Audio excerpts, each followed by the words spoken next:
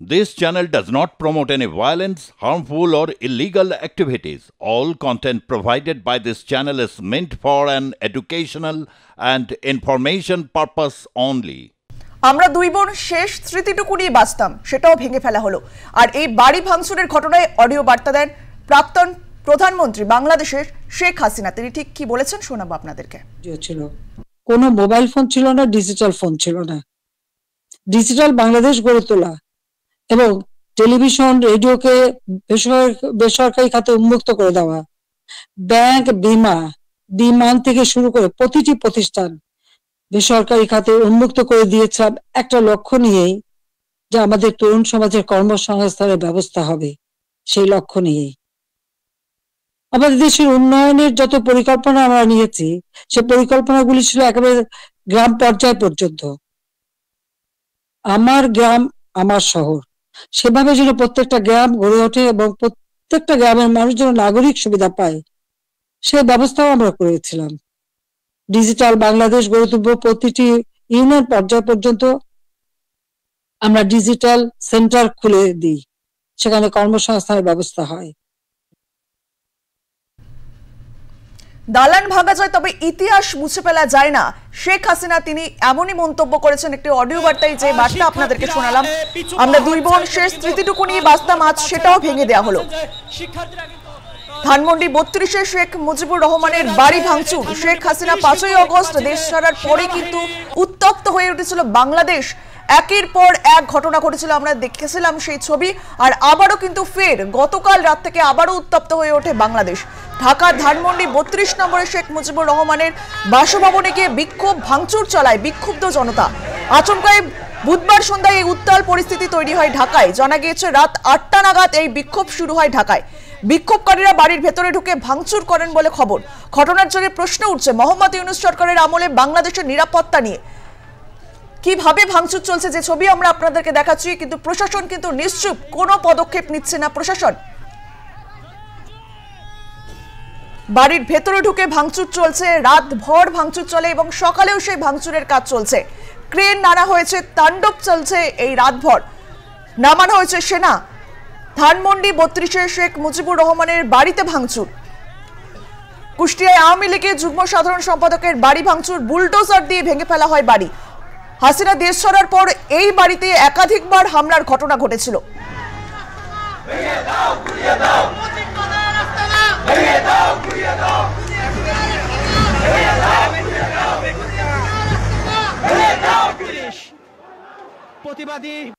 বাংলাদেশকে নিয়ে যেন একটা ধ্বংসের খেলা শুরু হয়েছে। যে বাংলাদেশটা সারা বিশ্বের কাছে উন্নয়নের রোল মডেল ছিল, উন্নয়নের বিষয় ছিল, সেই বাংলাদেশের আজকে চরমভাবে ধ্বংস করে আজ একটা জঙ্গি সন্ত্রাসীদের দেশ হিসেবে পরিণত করা হয়েছে। এটাই হলো সব থেকে দুর্ভাগ্যের বিষয়। ধ্বংসের খেলা আর রক্তের খেলা আজকে বাংলাদেশকে ক্ষত বিক্ষত করে দিচ্ছে। ধানমন্ডি 32 নম্বর বাড়ি, যেখান থেকে জাতির পিতা স্বাধীনতার ঘোষণা দিয়েছিলেন, পাকিস্তানি হানাদার বাহিনী তাকে গ্রেপ্তার করে নিয়ে গেছিল এই ঘটনার পর। তখন এই বাড়িটা তারা লুটপাট করেছিল, কিন্তু আগুন দিয়ে পোড়ায়নি, ভাঙেনি। কিন্তু বাংলাদেশের এই বিধ্বস্ত বাংলাদেশকে গড়ে তোলেন। রাষ্ট্রপতি হিসেবে তিনি কিন্তু রাষ্ট্রপতি ভবনে থাকেননি, বা প্রধানমন্ত্রী হিসেবে প্রধানমন্ত্রী ভবনে থাকেননি। এই ছোট বাড়িটা, যে বাড়িটা আমার মা অনেক কষ্ট করে প্রতিটি ইট নিজের হাতে গেড়ে তিনি এই বাড়িটা গড়ে তুলেছিলেন। ওই বাড়িতেই 15ই আগস্ট আমার বাবা জাতির পিতা বঙ্গবন্ধু শেখ মুজিবকে হত্যা করা হয়। আমার মা বেগম ফজিলাতুন্নেসা মুজিবকে হত্যা করে। নিজেই ওখানে চলে গেছেন তার সমন্বয়কদের সাথে নিয়ে, উপদেষ্টাদের সাথে নিয়ে। তিনিও বোধহয় লুটপাট করতে গিয়েছিলেন। আর 32 নম্বর, এটা তো আমরা কোনো ব্যক্তিগত ভাবে ব্যবহার করিনি। আমি এটুকু আশাবাদী, হ্যাঁ, আমাদের যে স্মৃতিটুকু নিয়ে দুই বোন বেঁচেছিলাম, আজকে সেই স্মৃতিটুকু ভেঙে ফেলা হচ্ছে। এর আগে আগুন দিয়ে পুড়িয়েছে, আজকে ভেঙে ফেলা হচ্ছে। হ্যাঁ, একটা দালান ভেঙে ফেলতে পারে, ইতিহাস মুছতে পারবে না। একবার ভাঙলে আবার আমরা করতে পারবো। আপনাদেরকে শোনালাম শেখ হাসিনার অডিও বার্তা। ধানমন্ডির 32-এ শেখ মুজিবুর রহমানের বাড়িতে ভাঙচুর, রাতভর চলে এই ভাঙচুর। আমাদের সঙ্গে টেলিফোনে রয়েছেন প্রাক্তন সেনাকর্তা কর্নেল সৌমিত্র রায়। সৌমিত্রবাবু, ফের উত্তপ্ত বাংলাদেশ। ধানমন্ডি 32-এ শেখ মুজিবুর রহমানের বাড়িতে চলল ভাঙচুর, রাতে আগুন ধরিয়ে দেওয়া হয়। কিভাবে হামলা চলছে, কিন্তু প্রশাসন নিশ্চুপ। কি বলবেন এই বিষয়ে? অত্যন্ত শকিং আর স্যাড ইনসিডেন্ট। বিশ্বের ইতিহাসে এই ধরনের একটা স্যাড আর শকিং ইনসিডেন্ট কিন্তু আমি অন্য কোনো দেশে দেখিনি। 32 ধানমন্ডি, আমি কিন্তু এই জায়গাটা ঘুরে দেখেছি ঢাকায়। এটা শেখ মুজিবুর রহমানের পিতৃপুরুষের বাড়ি ছিল, আর এটা খুব একটা বিশাল বাড়ি না। সেই ছোট বাড়ির মধ্যেই সুন্দর করে সাজানো একটা মিউজিয়াম ছিল।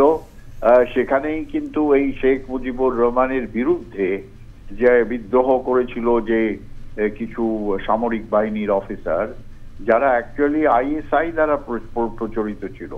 আর এই ঘটনাটাও আমি যা দেখলাম, আমার যতদূর মনে হয় ওই যে সো কল্ড বৈষম্য বিরোধী ছাত্র নেতা নাকি একটা নাম আছে, হাসনাত আব্দুল্লাহ নাকি, এই ছেলেগুলো totally brainwashed and controlled by ISI আর কট্টর ইসলামিক সংগঠন, যার মধ্যে বিশ্বের যে সমস্ত কট্টর ইসলামিক সংগঠন আছে যারা বাংলাদেশকে একটা ইসলামিক ক্যালিফেটে পরিণত করতে চায়, তারা এক হয়ে এই ধরনের একটা বিশাল একটা যে শকিং ইনসিডেন্ট একটা দেশের মধ্যে চালাচ্ছে।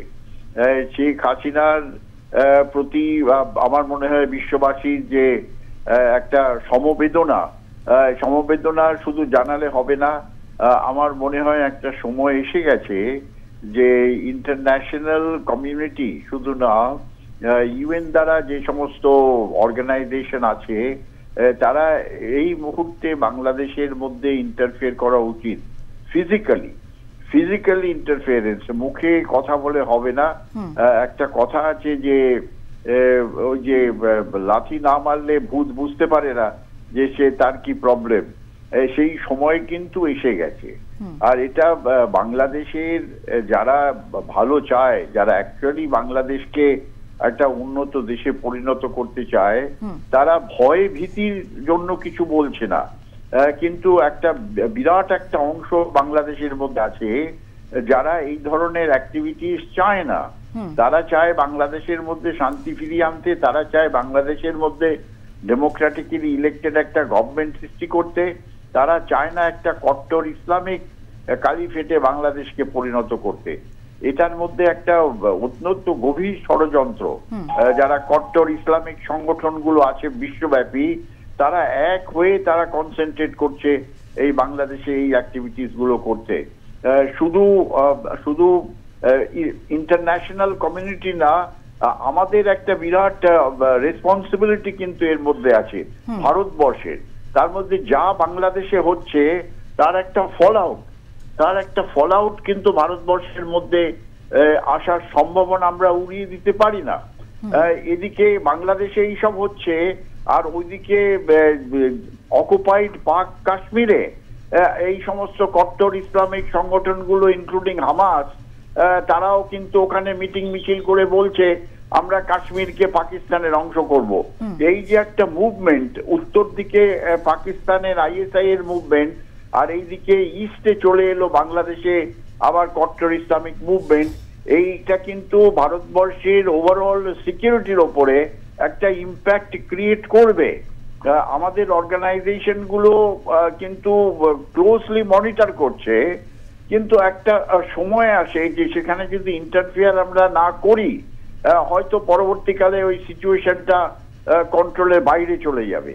তাই এটা অত্যন্ত জঘন্য একটা ঘটনা করেছে এই সো কল্ড বৈষম্য বিরোধী ছাত্র সংগঠনগুলো আর তাদের সঙ্গে কট্টর ইসলামিক সংগঠনগুলো। কিন্তু যেটা আমার দুঃখ লাগে যে বাংলাদেশের যে সামরিক বাহিনী, বাংলাদেশের সেনাবাহিনী, তারা কেন চুপ করে বসে আছে?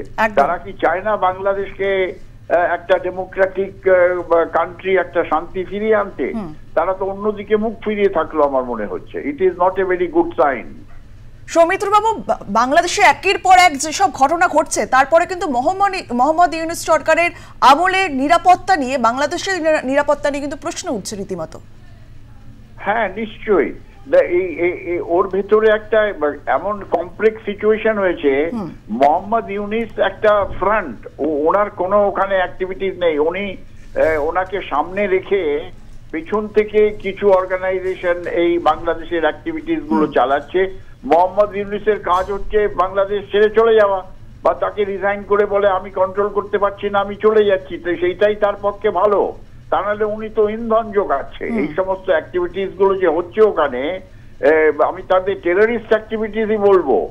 এই অ্যাক্টিভিটিস গুলো ইন্ধন যোগাচ্ছে মোহাম্মদ ইউনূস। তার সেখানে থাকার কোনো অধিকার নেই। He should be out from there. আর শুধু তাই না, এই যে কট্টর ইসলামিক সংগঠনগুলো, তাদের ফান্ডিং কারা করছে, এই টাকা পয়সা কোথা থেকে পাচ্ছে এই ছাত্র সংগঠনগুলো, এই অত্যন্ত গুরুত্বপূর্ণ একটা ইন্টারন্যাশনাল সিকিউরিটি ডেভেলপমেন্ট। এই পুরো এন্টায়ার বিশ্বের ওপরে এর একটা ইম্প্যাক্ট হবে। বেশ, অনেক ধন্যবাদ আপনাকে আমাদের সঙ্গে কথা বলার জন্য।